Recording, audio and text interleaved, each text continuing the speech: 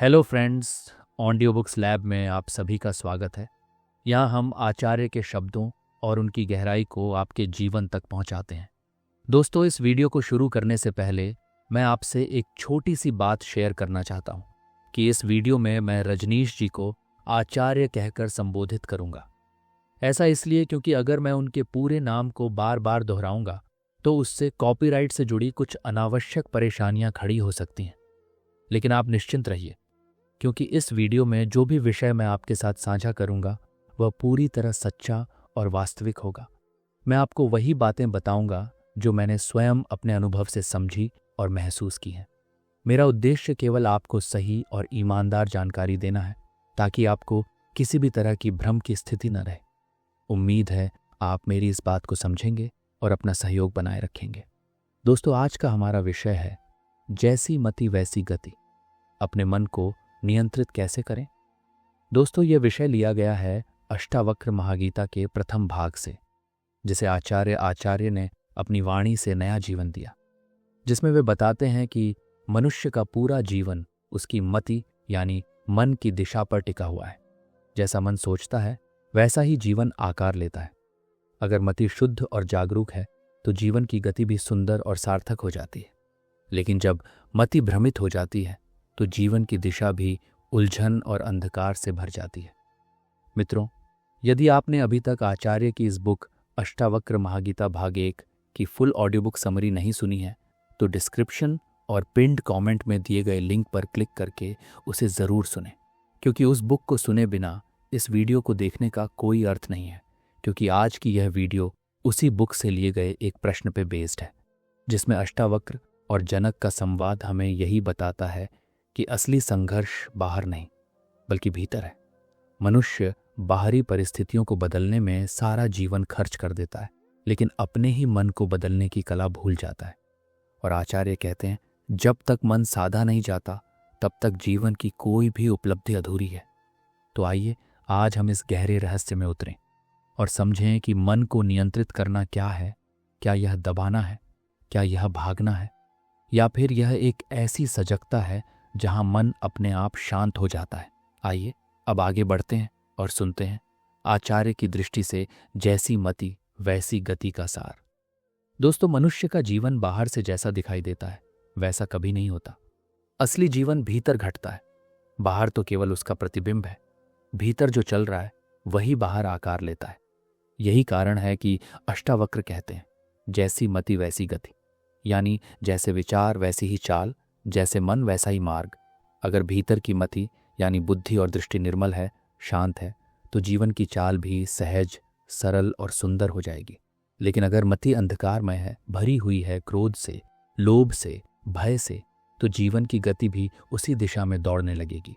यहाँ मति का अर्थ केवल बुद्धि नहीं है। मति का मतलब है वह दृष्टि जिससे हम जीवन को देखते हैं। जिस चश्मे से आप देखते हैं दुनिया वैसी ही दिखाई देती है। अगर आपके चश्मे पर धूल है तो पूरी दुनिया धुंधली दिखेगी। अगर चश्मा साफ है तो वही दुनिया अचानक नई और निर्मल लगेगी। दोष दुनिया में नहीं है, दोष आपके चश्मे में है। यही बात अष्टावक्र ने कही और आचार्य ने समझाई, जैसी मति वैसी गति। अब प्रश्न उठता है, अपने मन को नियंत्रित कैसे करें? अधिकांश लोग समझते हैं कि मन को नियंत्रित करना मतलब है उसे दबा देना। गुस्सा आया तो गुस्से को दबा दिया, इच्छा उठी तो उसे कुचल दिया। लेकिन क्या ऐसा करने से मन नियंत्रित हो जाता है? नहीं, ऐसा करने से मन और बीमार हो जाता है। दबाया हुआ गुस्सा भीतर कहीं गहराई में जमा रहता है और धीरे धीरे झर की तरह फैलता है। दबाई हुई इच्छाएं नए रूपों में फिर से उभर आती है। आचार्य कहते हैं, मन को दबाकर कभी कोई मुक्त नहीं हुआ। मन को नियंत्रित करने का असली अर्थ है मन को समझना, देखना, जानना। जैसे ही आप अपने मन को साक्षी भाव से देखने लगते हैं वैसे ही उस पर आपका प्रभुत्व हो जाता है। अष्टावक्र जनक से कहते हैं, राजन, तुम केवल देखो, सोच को देखो, इच्छा को देखो, गुस्से को देखो, साक्षी बने रहो। जैसे ही तुम देखने लगते हो वैसे ही तुम नियंत्रक हो जाते हो। याद रखिए, नियंत्रक बनने के लिए कुछ करने की जरूरत नहीं है। आप जो भी करते हैं वही बाधा बन जाता है। साक्षी भाव में बस देखना है और देखना ही सबसे बड़ा परिवर्तन है। उदाहरण के लिए, अगर आपके मन में गुस्सा उठता है तो सामान्यतः आप या तो उस गुस्से को दूसरों पर फेंक देते हैं या फिर भीतर दबा लेते हैं। लेकिन अगर आप साक्षी भाव से देखें तो गुस्सा अपने आप शांत हो जाएगा। जैसे ही आप कहते हैं, हाँ गुस्सा आया है, मैं देख रहा हूँ, तो आप गुस्से से अलग हो गए। और जब आप अलग हो गए तब गुस्से की पकड़ ढीली हो गई। हमारी मति ही हमारी गति है। अगर आपका मन हमेशा शिकायतों में डूबा रहता है तो आपका जीवन भी शिकायतों का ढेर बन जाएगा। अगर आपका मन हमेशा कृतज्ञता में है तो आपका जीवन भी आनंदमय हो जाएगा। ये बिल्कुल उसी तरह है जैसे दो लोग एक ही परिस्थिति में होते हुए भी दो बिल्कुल अलग जीवन जी सकते हैं। एक गांव में दो साधु रहते थे। एक हमेशा शिकायत करता रहता, दूसरा हमेशा कृतज्ञ रहता। लोग पूछते, आप दोनों में इतना अंतर क्यों है? पहला साधु कहता, मेरे पास कुछ नहीं है, सब लोग सुखी हैं, बस मैं ही दुखी हूं। दूसरा साधु कहता, मेरे पास सब कुछ है, जीवन है, श्वास है, ईश्वर की कृपा है। देखिए, बाहर की परिस्थितियां दोनों की लगभग समान थीं, फर्क केवल मति का था। इसलिए उनकी गति यानी जीवन की चाल भी बिल्कुल अलग थी। जो व्यक्ति अपने मन के पीछे चलता है वह दास है। मन कहे यह करो और आप कर दो तो आप दास हैं। मन कहे गुस्सा करो और आप तुरंत फट पड़ो तो आप दास हैं।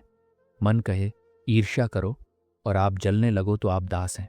लेकिन जब आप मन को केवल देखते हैं तो धीरे धीरे मन की पकड़ ढीली होने लगती है और एक दिन ऐसा आता है कि मन चुप हो जाता है।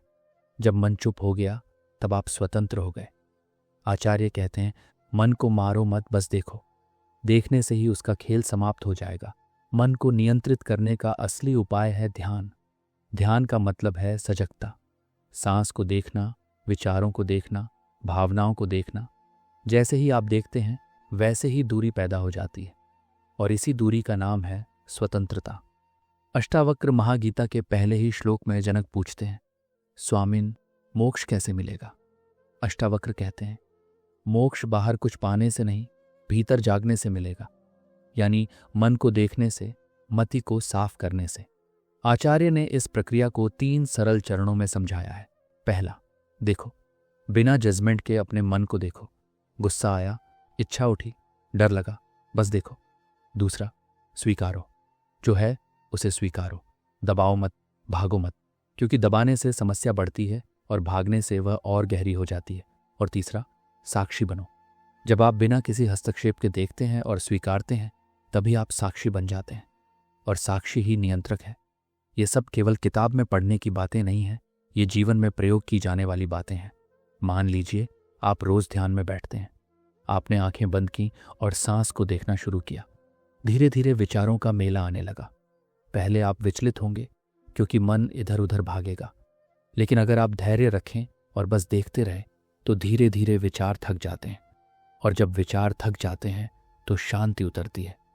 उस शांति में आपको अनुभव होगा कि आप मन नहीं हैं, आप साक्षी हैं और यही अनुभव है मुक्ति का पहला कदम। तो जैसी मति वैसी गति कोई साधारण वाक्य नहीं है, ये जीवन का नियम है। आपके विचार, आपके नजरिए, आपके दृष्टिकोण ही आपके जीवन की दिशा तय करते हैं। अगर मति अंधकार में है तो गति भी दुख और बंधन में होगी। अगर मति प्रकाश में है तो गति भी मुक्ति और आनंद में होगी।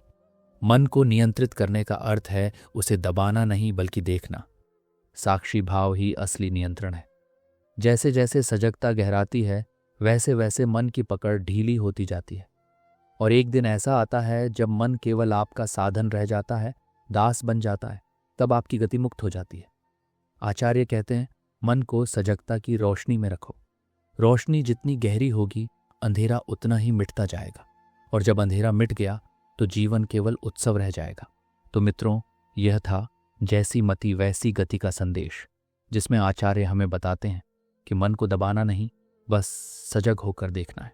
याद रखिए, साक्षी भाव ही असली नियंत्रण है।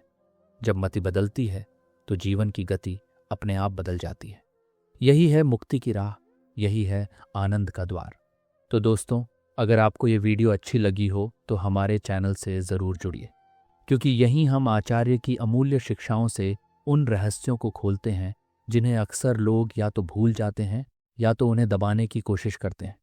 इसलिए मित्रों, यदि आपने अभी तक आचार्य की बुक अष्टावक्र महागीता भाग 1 की फुल ऑडियो बुक समरी नहीं सुनी है तो डिस्क्रिप्शन और पिन्ड कमेंट में दिए गए लिंक पर क्लिक करें और उसे ज़रूर सुनें, क्योंकि उस बुक को सुने बिना इस वीडियो को देखने का कोई अर्थ नहीं है, क्योंकि वहीं से इस यात्रा की शुरुआत होती है और आगे आने वाली वीडियोस में हम आचार्य की दृष्टि से ऐसे ही रोचक और गहरे रहस्यों के बारे में जानेंगे। तो दोस्तों, वीडियो को लाइक और शेयर ज़रूर करें और कमेंट में ज़रूर बताएं कि आपको इस वीडियो का कौन सा विचार सबसे ज़्यादा प्रेरणादायक लगा। हम आपके विचारों को पढ़कर बेहद खुश होंगे और आपके अनुभवों के आधार पर नए वीडियो बनाने की कोशिश करेंगे। तो चलिए दोस्तों, मिलते हैं अगली वीडियो में। तब तक के लिए धन्यवाद।